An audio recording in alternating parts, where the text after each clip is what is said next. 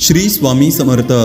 श्री स्वामी चरित्र सारामृत अध्याय 5. स्वामी महाराजांना बडोद्यास नेण्याचे प्रयत्न.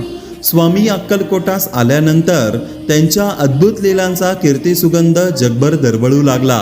सर्व धर्म व पंथांतील दुःखी कष्टी आर्तपीडित गरीब श्रीमंत भक्तगण श्रीचरणांकडे धाव घेऊ लागले. देशोदेशीचे राजे महाराजे मालोजी राजांच्या भाग्याचा हेवा करू लागले. बडोद्याचे राजे मल्हारराव गायकवाडांना तर स्वामींना बडोद्यातच बोलावून घ्यावे असे वाटू लागले.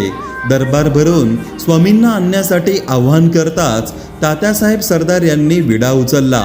अमाप धन आणि सेवकांचा ताफा घेऊन ते अक्कलकोटी आले. भूलोकातील त्या वैकुंठ नगरीच्या दर्शनाने ते अचंबित झाले. श्रींची ती भव्य मूर्ती व प्रेमाने भरलेली दृष्टी पाहून तात्यांना विलक्षण आनंद झाला. स्वामींच्या दर्शनासाठी भाविकांची प्रचंड गर्दी. रंकापासून रावापर्यंत आबालवृद्धांची ती स्वामींवरील अढळ श्रद्धा व प्रखर निष्ठा पाहून तात्यांनी स्वामींना प्रसन्न करण्यासाठी थेट दानधर्म व विविध मिष्टान्नाच्या पंगती भरून सर्वांना खुश करण्याचा प्रयत्न केला, पण परिणाम शून्य.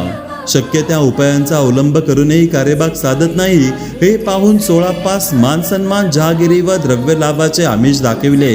चोळाप्पाने श्रींना आपण बडोद्यास आल्यास मला मान सन्मान व जहागिरी मिळेल असे सांगितले. स्वामींना मानपान सोनेमाती सर्वसारखे असल्याने जेथे भावभक्ती नाही तेथे आम्ही जाणार नाही असे स्वामींनी चोळाप्पास बजावले. श्री स्वामी समर्थ.